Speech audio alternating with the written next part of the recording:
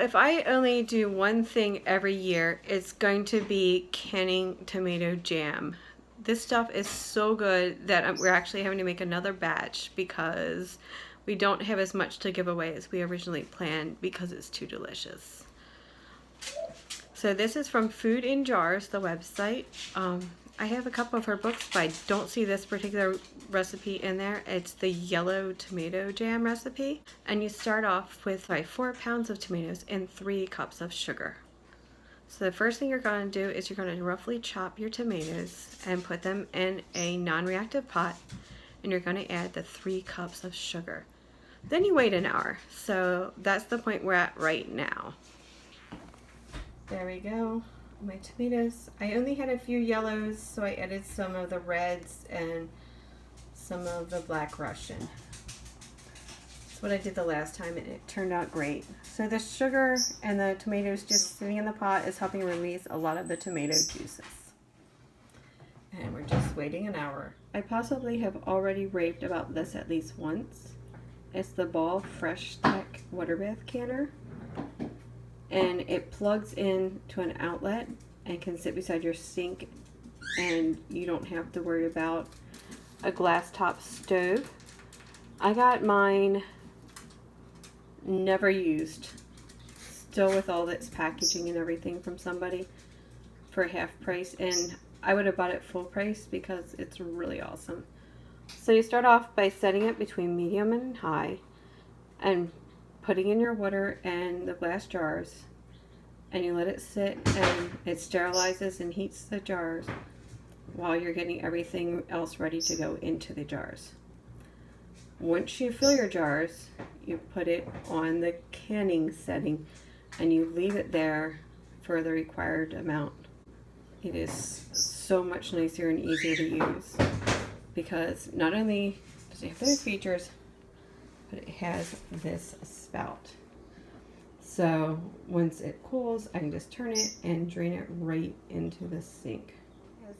It has been over an hour and we are ready to go. You can see all the juice that has been released here. So my next step, I'm adding a half a cup of lemon juice. I'm now going to have to add a smidge more because I spilled a very little bit. Mixing it all together, and I'm going to put it on, bring it to a boil, and then I'm going to let it simmer down until it thickens. So now it's just a matter of boiling this for 30 to 35 minutes. And an awkward side note, this is my 4th take of this segment because I cannot say the word boiling. So we're just going to boil it, let it thicken down into a jam, and then we're going to can it and put it in the water bath. Okay, here we are. You can see that it really has boiled down a lot. It's actually been closer to an hour, which is what I usually find.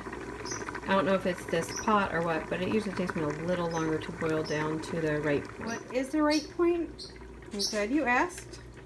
You get a spoon or a plate, you chill it in the freezer. When you're ready, you drop a little bit on the spoon or the plate, let it cool a few seconds, and then test it. It has formed a little skin, and it's kind of, you can see, a little jelly-like. So it's about ready. And I'm about ready to pot it up into jars. Well, I guess spoon it up into jars. So I have turned it off, and now I am going to grab my jars out of my water bath canner with a pair of special tongs. Just a quick pro tip, this is the end that grabs the jar. The black end is the handle. I've seen them for sale different places where they show them being used wrong, and you need this white end to be able to really firmly grip the jar as you lift it out of the boiling water. I am going to work pretty quickly. I have a funnel. It's designed for canning. It really makes things easy. I am going to scoop my liquid in until I have the proper, what they call head space at the top. So you don't want to fill it to the very, very brim. You need to check your settings or your recipe recommendations for anything you can and make sure you leave the proper head space. Now my lids have been gently simmering in here, and they are also ready to go. Making sure my seal is as perfect as possible, so I have a clean cloth. I am going to wipe the whole edge, the whole rim, and make sure we get really good contact for the lids. A lot of people have been saying their lids have been failing lately on part of their batch. If that happens, if your lid does not seal, you can store it in the fridge, but you cannot put it on a shelf. The lid on and then the ring. I gently tightened down the ring. You don't want to make it as tight as possible. This is just, they call it finger tight, so you don't want to really torque it on because you're going to take it off after the jar seals, and you store them with this ring off because otherwise it could potentially rust on or different things. All right, everyone is in the canner.